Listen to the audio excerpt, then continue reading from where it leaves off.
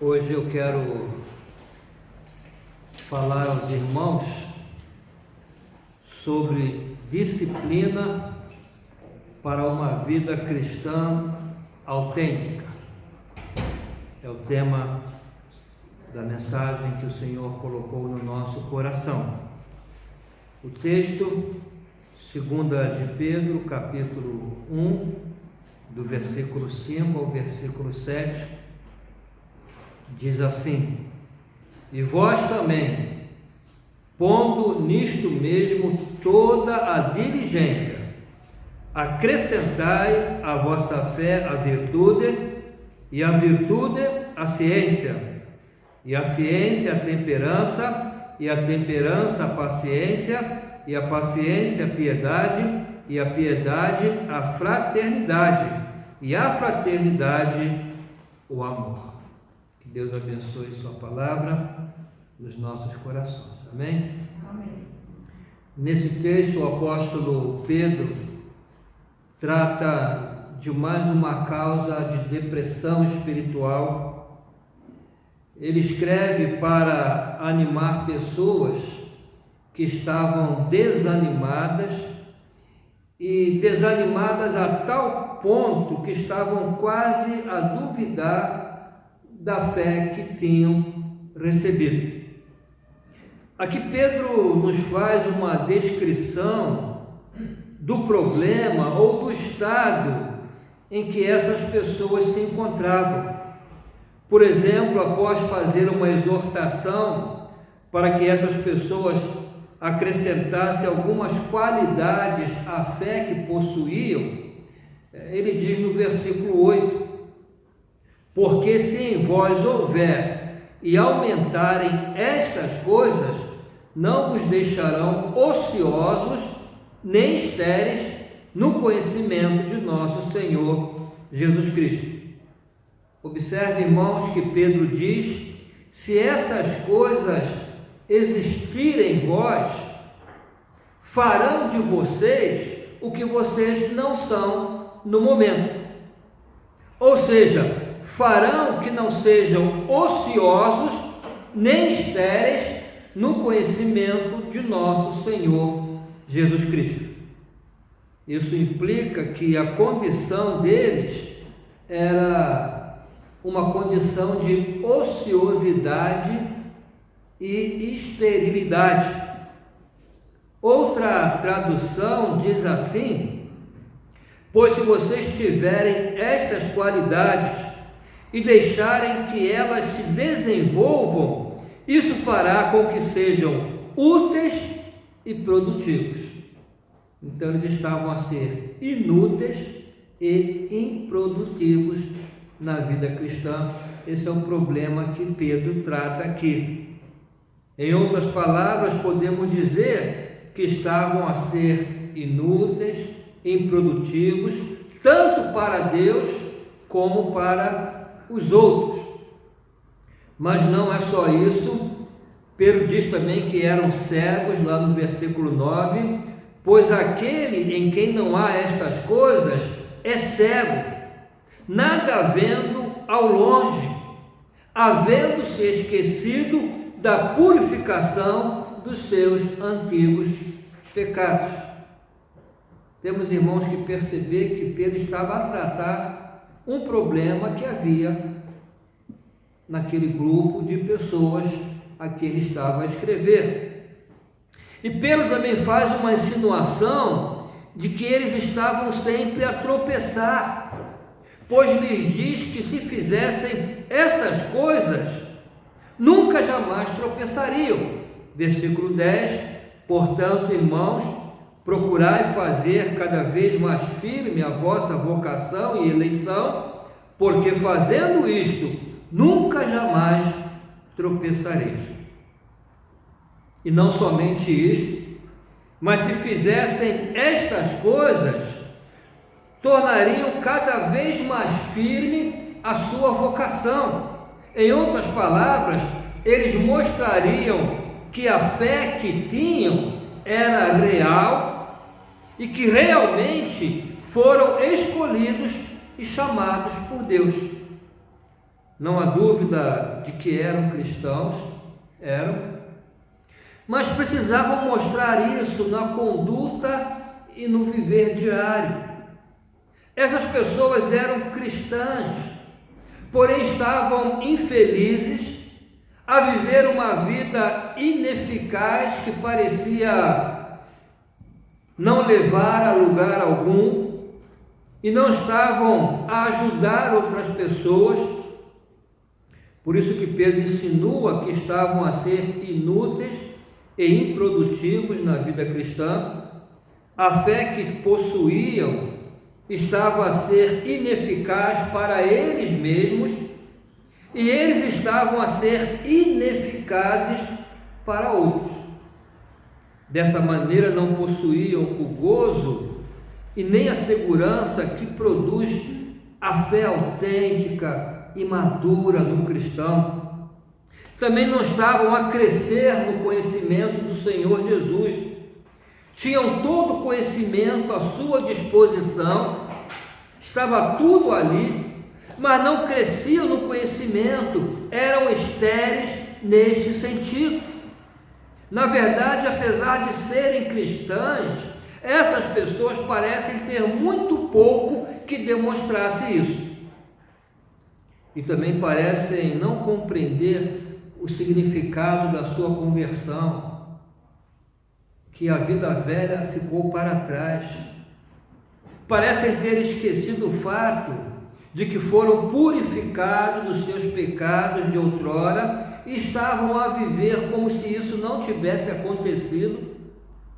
Então essas pessoas não cresciam no conhecimento de Jesus Cristo, não cresciam na fé, estavam a fracassar tanto no que se refere à sua própria santidade, como também à sua utilidade no reino de Deus e valor para outras pessoas.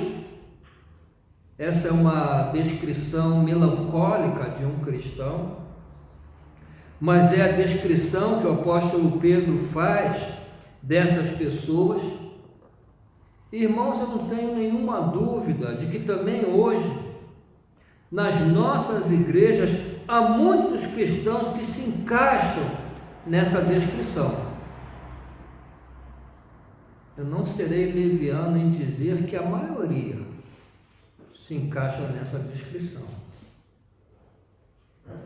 É o tipo de pessoas que não podemos negar ser um cristão, apesar de sua vida pouco demonstrar isso. Essa pessoa parece estar sempre presa em superficialidade. Sim, a sua vida cristã é muito superficial. Parece que se resume às aparências.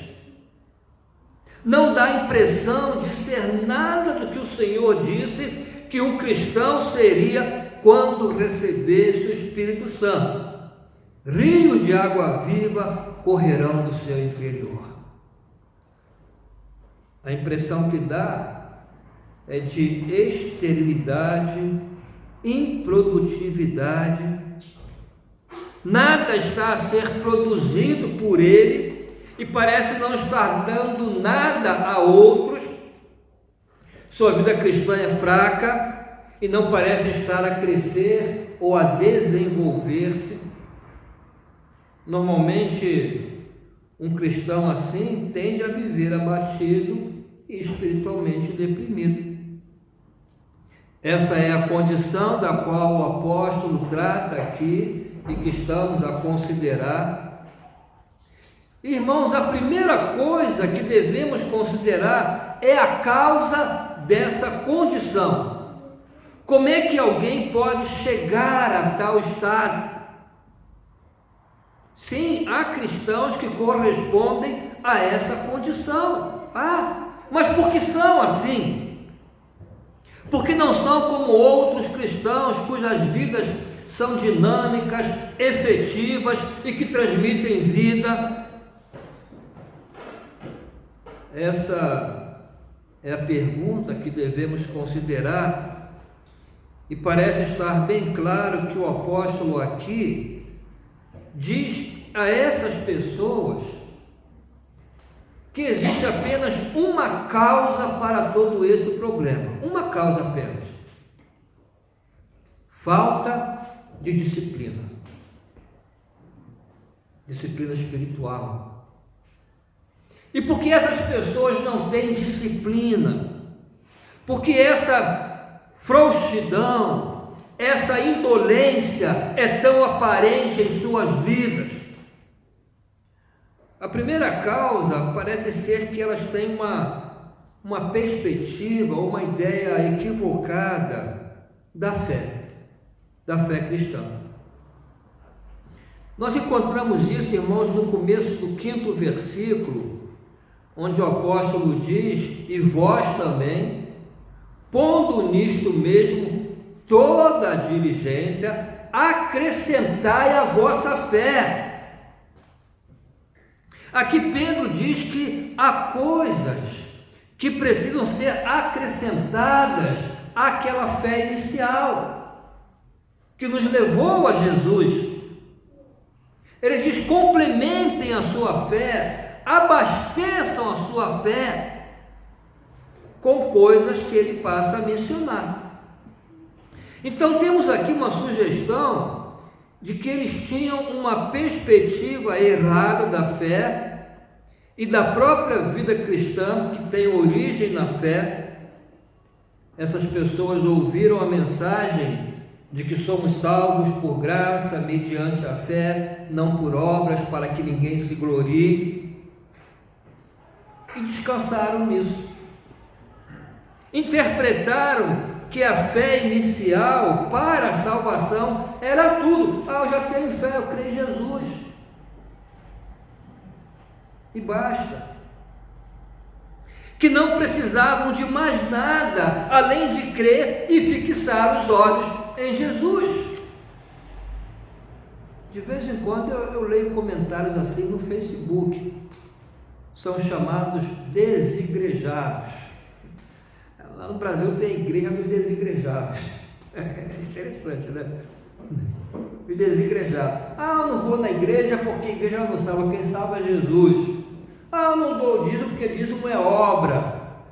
Eu não preciso estar junto com os irmãos porque a minha comunhão é com Deus.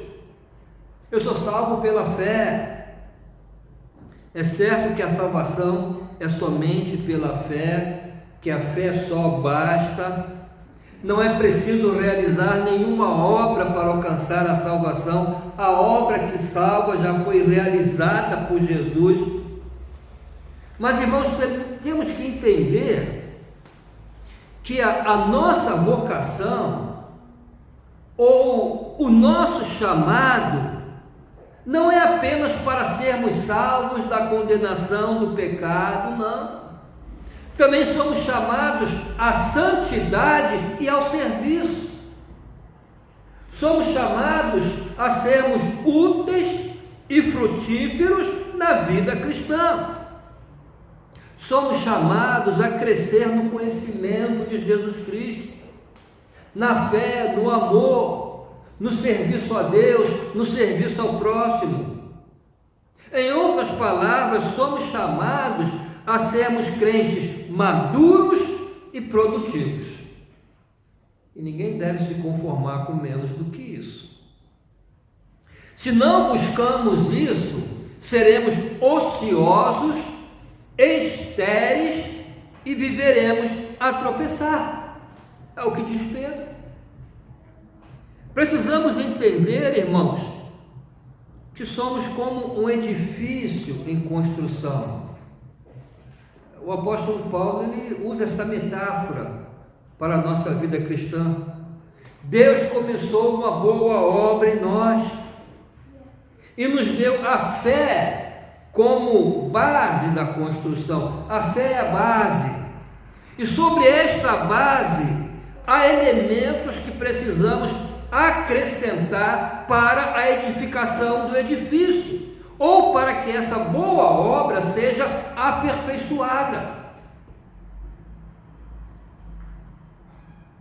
Isso é o que Pedro ensina ao dizer que devemos acrescentar à fé ou que a fé deveria ser complementada pela virtude, conhecimento, temperança, paciência, piedade, fraternidade e amor.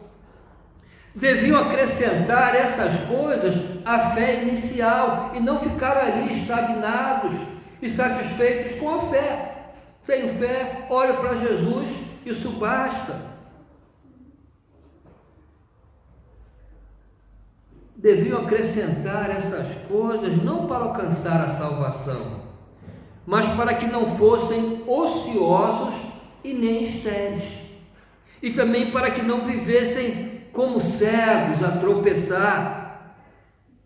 Então essas pessoas precisavam entender que a vida cristã não se limita à fé inicial. É certo, volto a dizer, que a salvação é pela fé somente, mas a verdadeira fé resulta em boas obras. Fomos salvos pela fé para a santidade e para boas obras. Por isso a fé precisa ser complementada com as qualidades mencionadas por Pedro. Então a primeira causa para o problema é uma ideia errada de fé.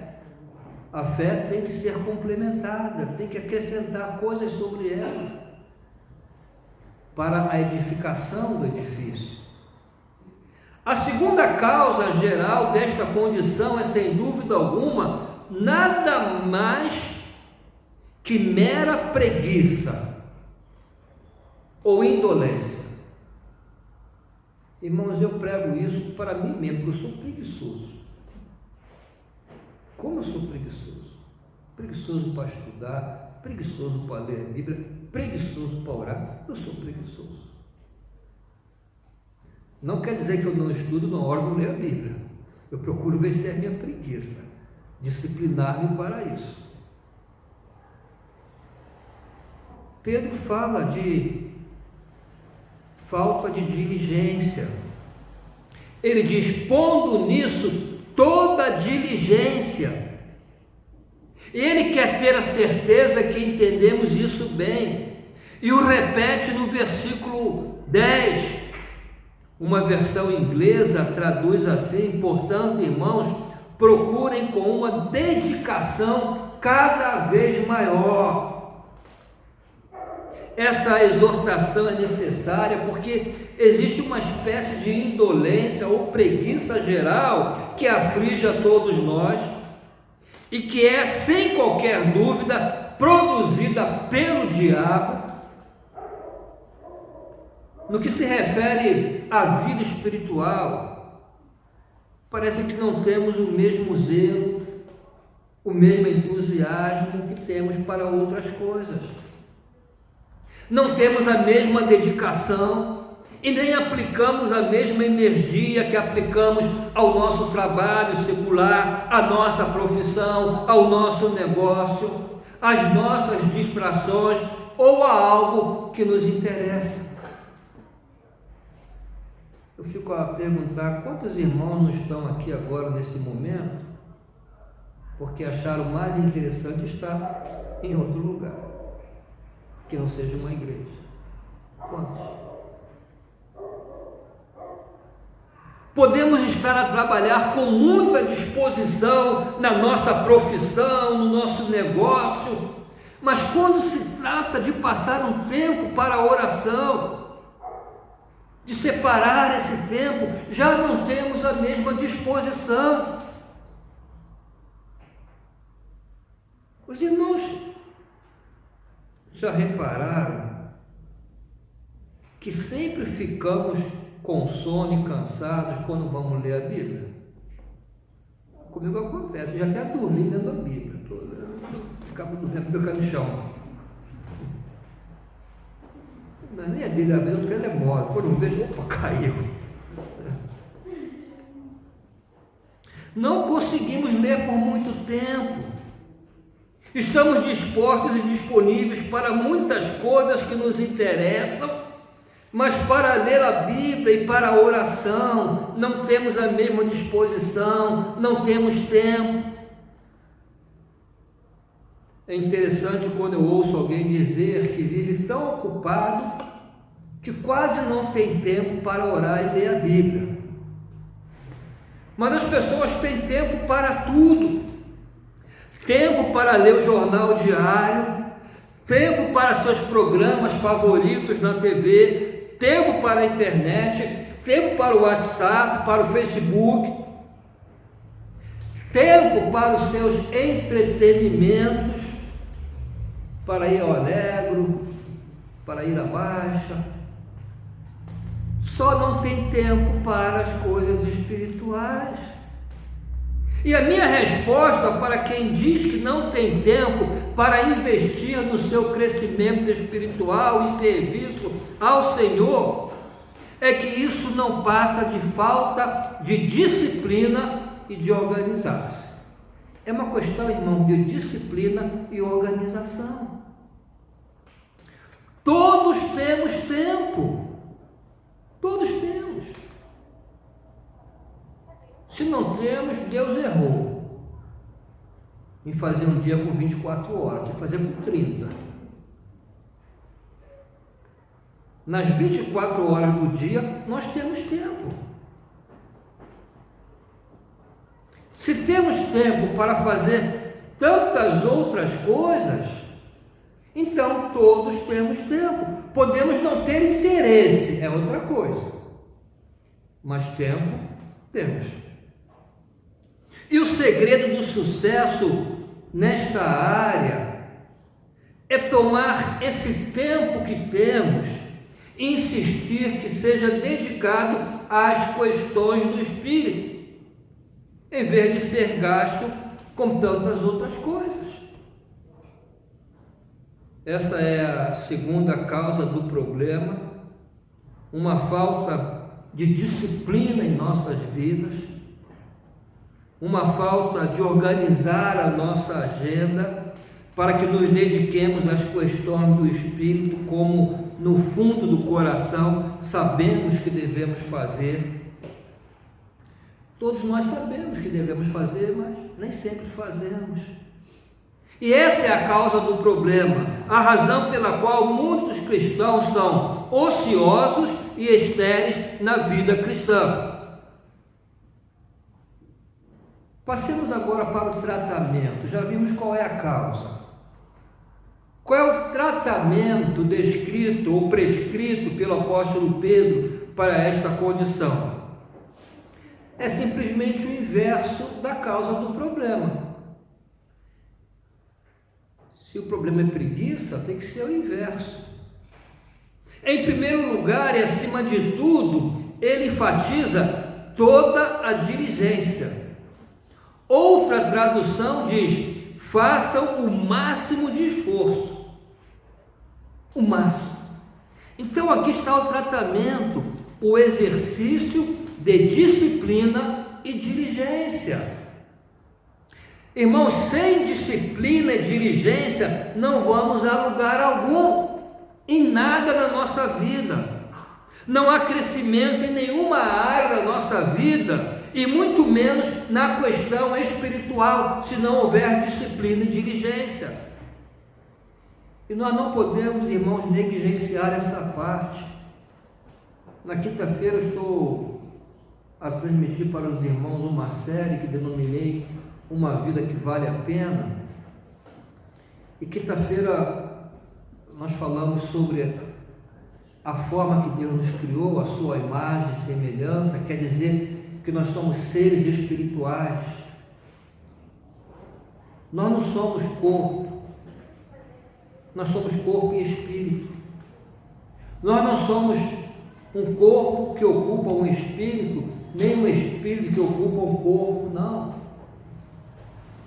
Nós somos uma unidade, corpo e espírito. Quando separa, morre. Morte é separação. Agora o corpo vai para onde? Para onde vai o corpo depois da morte? Vai para a terra. Porque esse corpo já era. Para onde vai o espírito? Porque o espírito é eterno. Deus fez o espírito para ser eterno. Então, irmãos, não devemos negligenciar o Espírito. É mais importante que essa matéria aqui que vai apodrecer. Não podemos negligenciar. E Deus promete abençoar e galardoar o crente que o busca diligentemente. Hebreus 11:6. Ora, sem fé é impossível agradar a Deus, porque é necessário que aquele que se aproxima de Deus creia que Ele existe e que é galardoador dos que o buscam diligentemente. Não aquele que busca de maneira ligeiramente, é diligentemente. Aqui nós temos a combinação da fé com a busca pelo Senhor com diligência. Fé e diligência, fé, esforço e aplicação. Há crentes que perguntam: por que não tenho mais de Cristo na minha vida? Por que não tenho o mesmo poder espiritual que havia nos cristãos do primeiro século?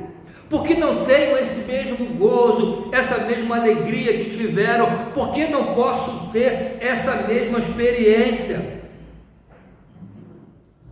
A minha resposta é porque nunca buscaram a Deus diligentemente.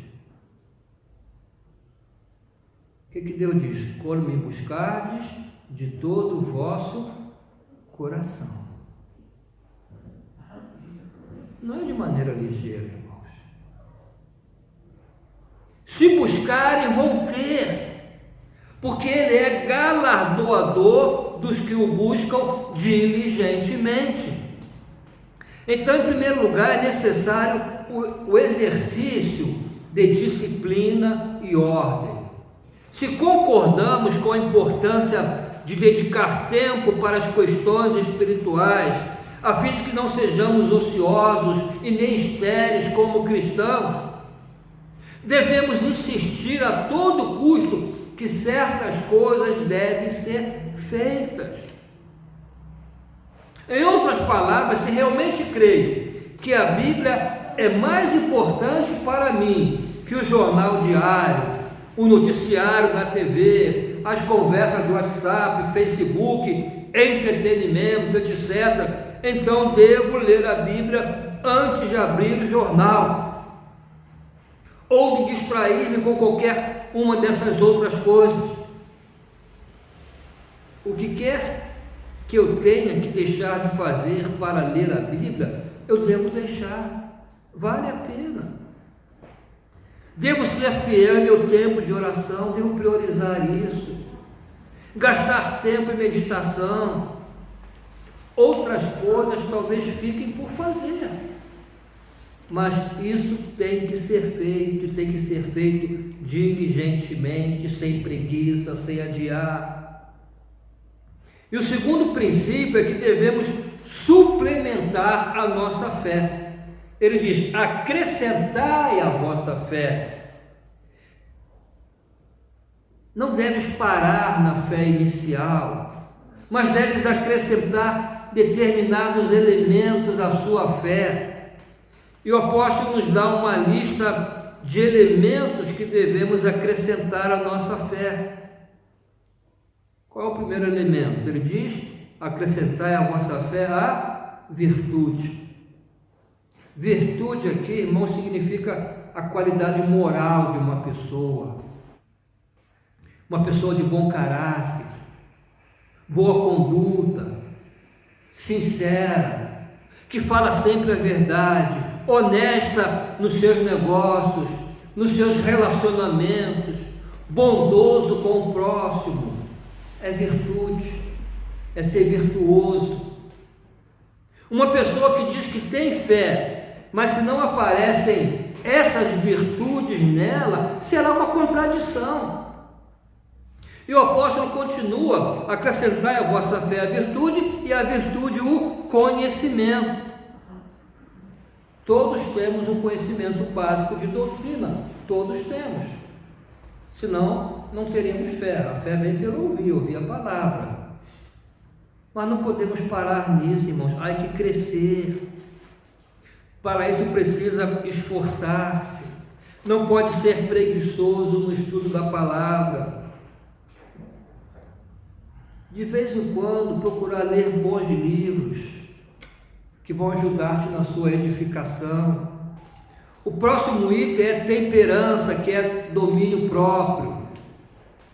Significa que devemos dominar ou controlar cada aspecto das nossas vidas, nossas ações, reações, motivações, sentimentos, a língua. Também fala de acrescentar paciência, que significa perseverança para continuar mesmo em meio ao desânimo. Precisamos acrescentar isso à nossa fé. Aí também fala de piedade, que é piedade, é o nosso relacionamento com Deus. Significa preocupação e cuidado em manter a nossa comunhão com Deus. E agora vem os dois últimos itens da lista, que se refere à nossa atitude com nossos semelhantes. Fraternidade, que significa nosso relacionamento para com os nossos irmãos em Cristo.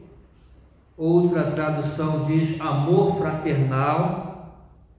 E finalmente ele fala de amor.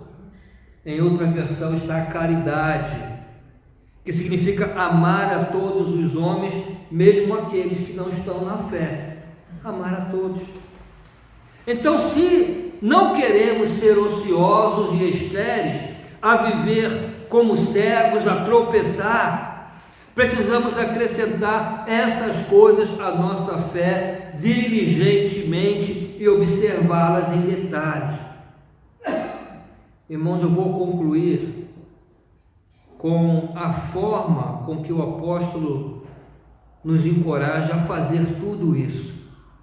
Qual é o encorajamento? Qual é o estímulo? Antes de tudo, ele nos lembra do que nós somos. O que nós somos?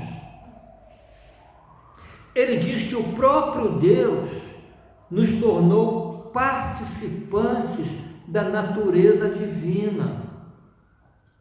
Sabe o que é isso? A vida de Deus está em nós, está a ser implantada em nós. Versículo 4: pelas quais Ele nos tem dado grandíssimas e preciosas promessas, para que por elas fiqueis participantes da natureza divina, havendo escapado da corrupção que pela concupiscência há no mundo.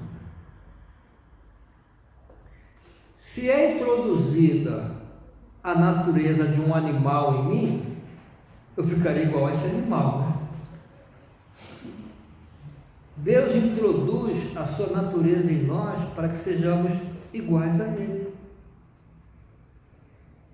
Em outras palavras, a vida do próprio Deus está a ser formada em nós, para que assim como Ele é, também sejamos.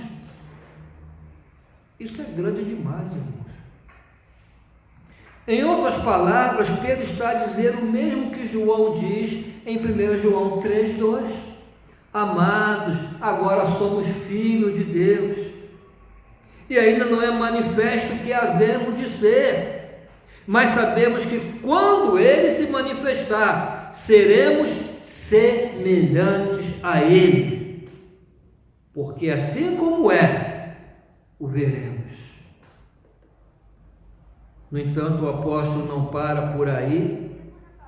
Ele diz que também devemos compreender que somente a fazer essas coisas é que teremos grande alegria, paz e felicidade no presente. No versículo 10 ele diz: portanto, irmãos, procurai fazer cada vez mais firme a vossa vocação e eleição, porque fazendo isso, nunca jamais tropeçareis.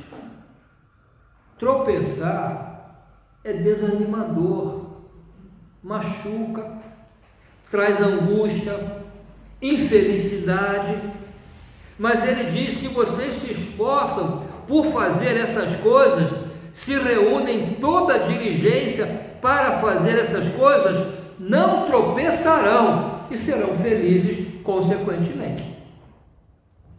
E finalmente, irmãos, e como isso é glorioso, o apóstolo diz no versículo 11: porque assim vos será amplamente concedida a entrada no reino eterno de nosso Senhor e Salvador Jesus Cristo.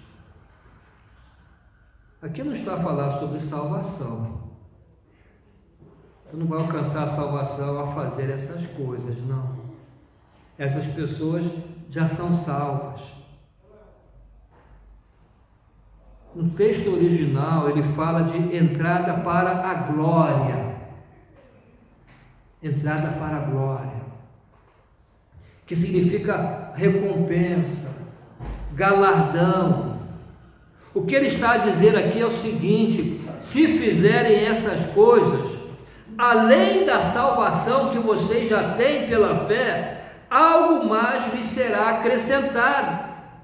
Vocês serão ricamente galardoados por Deus. É recíproco. Eu acrescento essas coisas à minha fé, e Deus acrescenta galardão à minha salvação. A ideia, irmãos, é que existirão diferentes graus de compensação, de riquezas no céu. Nem todos receberão o mesmo. Nem todos. Todo salvo é um herdeiro. Mas haverá cristãos que herdarão mais que outros. Eu não tenho dúvida que aquelas pessoas que morreram no primeiro século queimadas na fogueira vão receber mais do que eu, que vivo na boa vida aqui. Não tenho dúvida. Ambos somos salvos, mas eles têm uma recompensa maior, e merecem. E merecem. Por exemplo, Jesus falou que aqueles que são perseguidos por causa do Evangelho, maltratados e mortos, deviam se alegrar, pois grande será o seu galardão no céu, de Jesus. E em Apocalipse 22:12, o próprio Jesus promete recompensar cada salvo de acordo à obra de cada um. Eis que vem em breve, e a minha recompensa está comigo, e eu retribuirei a cada um de acordo com o que fez. Então Pedro está a falar sobre isso.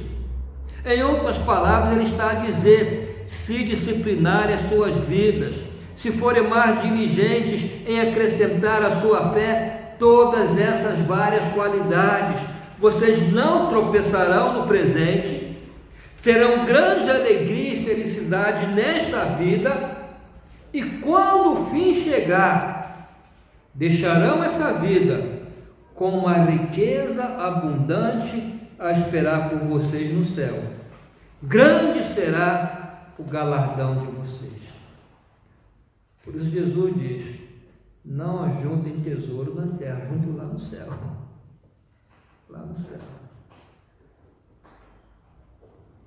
Vou terminar a ler essas palavras de Pedro, que nos exorta a sermos mais diligentes, a termos mais disciplinas para uma vida cristã madura e autêntica, conforme a versão de uma Bíblia denominada Nova Versão Transformadora. Eu gosto muito dessa versão. Ele fala assim: diante de tudo isso, esforcem-se ao máximo para corresponder a essas promessas. Acrescentem à fé a excelência moral, a excelência moral o conhecimento, ao conhecimento o domínio próprio, ao domínio próprio a perseverança a devoção a Deus, e a devoção a Deus a fraternidade, e a fraternidade o amor. Quanto mais crescerem nessas coisas, mais produtivos e úteis serão no conhecimento completo de nosso Senhor Jesus Cristo.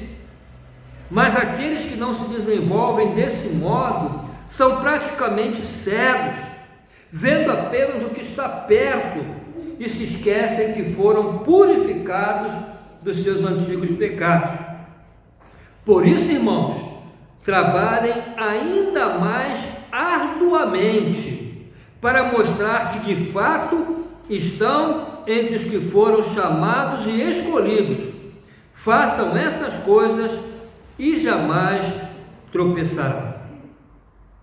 Irmãos, diante dessas palavras, eu creio que é momento de quebrantarmos o nosso coração e pedirmos perdão a Deus por nossos tropeços, por nossa indulgência. Eu quero convidar os irmãos a abaixarem suas cabeças. Vamos orar ao Senhor, pedir perdão ao Senhor por nossa falta de diligência. Faça isso agora. Perdão por nossa falta de disciplina no tocante às questões espirituais, por nossa preguiça espiritual. Pedir perdão por não sermos o que deveríamos ser, por não buscarmos diligentemente o crescimento espiritual que deveríamos buscar. Perdão por vivermos tão acomodados e satisfeitos com a nossa mediocridade espiritual. Perdão por nossas superficialidades. Perdão porque não estamos a ser mais produtivos, ou quem sabe por estarmos a ser ociosos e estéreis na fé, sem produzir nada para Deus e para as outras pessoas. Irmãos, é hora de quebrantarmos o nosso coração diante do Senhor e ao mesmo tempo pedir a sua ajuda, que por sua graça e poder nos ajude a acrescentar todas essas boas qualidades à nossa fé, que nos ajude a sermos mais disciplinados, diligentes, organizados na nossa vida cristã, que realmente estejamos interessados em crescer no conhecimento de Jesus Cristo, na fé, no amor, no serviço a Deus e ao próximo. Quebrante agora o teu coração diante do Senhor e diga-lhe simplesmente: perdoa-me, Senhor, e ajuda-me, Senhor. Diga-lhe simplesmente: perdoa-me, Senhor, e ajuda-me, Senhor.